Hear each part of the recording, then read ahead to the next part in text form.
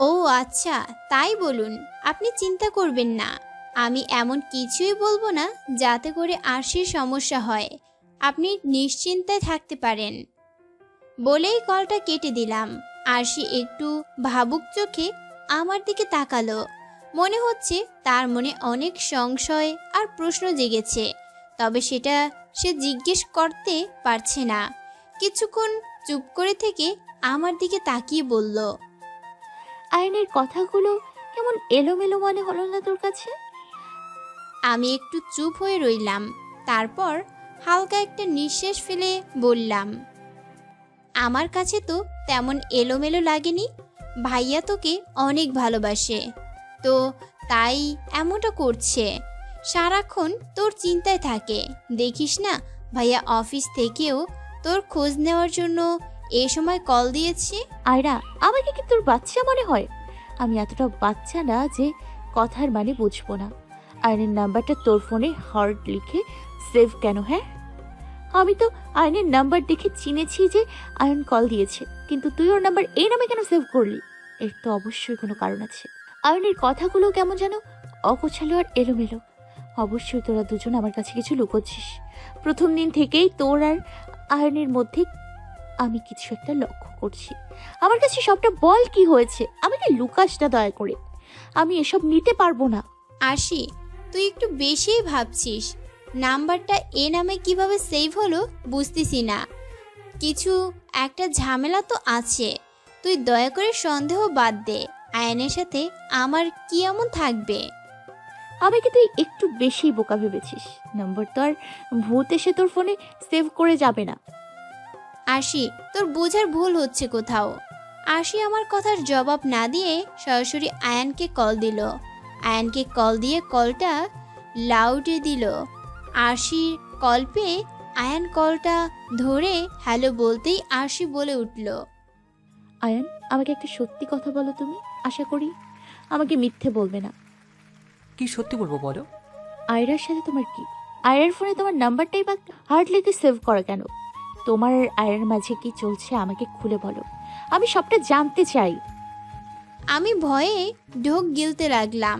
আয়ান ওপাশ থেকে জবাব দেওয়া শুরু করলো, কিন্তু আয়ানের জবাব শুনে আমার মনটা ভেঙে চুরমার হয়ে গেল। কারণ আয়ান বলে উঠল, আরশি, তোমাকে যদিও বিষয়টা লুকানো উচিত হয়নি, তবে বিষয়টা লুকিয়েছিলাম। তোমার শুনলে কষ্ট হবে তাই। আর আমি চাইনি তোমার বান্ধবী আর তোমার মধ্যে কোনো সমস্যা হোক। তোমার কথার মানে বুঝতে পারছি না। তুমি ভূমিকা রেখে সরাসরি বলো। শোনো আরশি, তোমার বান্ধবী আমার বেস্ট ফ্রেন্ডের বোন ছিল। সেই থেকে তোমার বান্ধবীর সাথে আমার পরিচয়। আমি যখন মেডিকেলে পড়তাম তখন থেকে তোমার বান্ধবী আমাকে পছন্দ করতো আর প্রেম করার জন্য জ্বালাতন করতো। বন্ধুর বোন ছিল, তার প্রথমেই না করে দিয়েছিলাম। না করার পরও জ্বালাচ্ছে, আর এখন পর্যন্ত জ্বালানো অব্যাহত রেখেছে। তাকে আমি বহুবার বলেছি যে আমার পছন্দ অন্য কাউকে, তবে সে হার মানার পাত্রই না। আজকে 3 বছর যাবৎ সে আমাকে জ্বালিয়ে আসছে। তোমার সাথে রিলেশন হওয়ার পরও জ্বালানোটা একটুও কমেনি, তবে ইদানিং আমাকে দেখে আবার জ্বালানো শুরু করেছে। আমি ওকে বলেছিলাম যেটা তোমার আর আমার মধ্যে কোনো ঝামেলা তৈরি না করে, কিন্তু এটার মতিগতি মোটে ভালো না। সে এ পর্যন্ত বলে আসছে যে আমি যদি ওর সাথে কথা না বলি তাহলে তোমার সাথে আমার সম্পর্ক যা তা বলে নষ্ট করিয়ে ছাড়বে। আমি তোমাকে ভালোবাসি আসছি, তোমাকে যেন হারাতে না হয় তাই ওকে কল দিই। এছাড়া কি করার ছিল বলতে পারো? তুমিও তো একটু বাচ্চা স্বভাবের। ভেবেছে আয়রা যা বলবে সেটা বিশ্বাস করে আমাকে ছেড়ে যাবে, তাই তোমাকে সবটা বলার সাহস পাইনি। এখন যদি এতে মনে হয় এতে আমার কোনো দোষ আছে, তাহলে আমাকে যা শাস্তি দাও আমি মেনে নেব। সিদ্ধান্ত নেওয়ার দায়িত্ব তোমার। তুমি কলটা রাখো, আমি বাকিটা বুঝতেছি। বলেই আরশি কলটা কেটে দিল। আমি স্তব্ধ হয়ে শুনতে লাগলাম। এবার আরশি আমার দিকে তাকিয়ে বলল, এত নির্লজ্জ কি করে হলি তুই? তোকে আমি অনেক বিশ্বাস করতাম। একটা ছেলে তোকে পছন্দ করে না আর তুই তার পেছনে আঠার মতো দৌড়াচ্ছিস। তুই কি ভেবেছিলি আমাকে যা তা বুঝিয়ে আয়ান আর আমার মধ্যে ঝামেলা করবি? হ্যাঁ, ভাগ্যিস আয়ান আমাকে সবটা খুলে বলেছে। তোর মতো বেহায়া নির্লজ্জ বান্ধবী আমার দরকার নেই। আজকের পর থেকে তোর সাথে আমার কোনো কথাই নেই। কথাগুলো বলেই আরশি চলে গেল। আরশিকে পাল্টা কিছু বলার সুযোগ আরশি দিল না। আমি দীর্ঘ একটা নিঃশ্বাস ছাড়লাম। মনে মনে ভাবতে লাগলাম, এত অপমান আমি কেন সহ্য করছি? কেন অন্যের মিথ্যার দায়ভার আমার মাথায় নিচ্ছি? একের পর এক চিন্তা করতে লাগলাম আর ভাবতে লাগলাম আমার কি করা উচিত। ভাবনার যেন কুলকিনারা পাচ্ছিলাম না। নিজের অজান্তেই চোখ ভিজে যাচ্ছিল। তীব্র থেকে তীব্র মাথা ব্যথা শুরু হলো। নিজেকে সামলে নিতে খুব কষ্ট হচ্ছিল। হুট করেই ব্যথায় চিল্লানো শুরু করলাম। চুল টেনে ধরেও যেন ব্যথা থেকে মুক্তি পাচ্ছিলাম না। ব্যথায় কাতরাতে কাতরাতে লাগলাম। মা এসে মাথার ওষুধ দিল, তবুও ব্যথা কম ছিল না। চুল টানতে লাগলাম পাগলের মতো। শরীরটা জ্বরে পুড়ে গেল। কখন যে জ্ঞান হারালাম বুঝতে পারিনি। জ্ঞান ফেরার পর একটা বিষয় লক্ষ্য করলাম, বেশ অবাক হলাম। খেয়াল করলাম সবাই মনমরা হয়ে আছে। জ্ঞান হারিয়েছিলাম গত পরশুদিন। এর মধ্যে দুটো দিন কিভাবে চলে গেল বুঝতে পারিনি। মা বাবা ভাই বোন সবাই বিমর্ষ হয়ে আছে। মা এসে পাশে বসে কিছুক্ষণ মাথায় হাত বুলিয়ে চোখে আসা জলটা লুকাতে চলে গেল। ভাই এসে একটা আইসক্রিমের বক্স আর কিটক্যাট চকলেট এনে বলল, কি রে, তোর তো এগুলো পছন্দ, মন ভরে খা। আমি আইসক্রিম আর কিটক্যাট চকলেট পেয়ে মহা খুশি। দেওয়ার সাথে সাথেই খেতে লাগলাম। এর মধ্যে আবার মাথা ব্যথাটা চড়াও দিয়ে বসলো। মাথায় হাত দিয়ে হাত বুলাতে লাগলাম। মা আমার ঘরে উকি দিয়ে বুঝলো আমার মাথা ব্যথা করছে। আমার অবস্থা দেখে মা কিছু ওষুধ দিয়ে বলল, এগুলো খা, ব্যথা কমে যাবে। আমি ভাবুক চোখে তাকে বিমর্ষ গলায় বললাম, এত ওষুধ খাবো?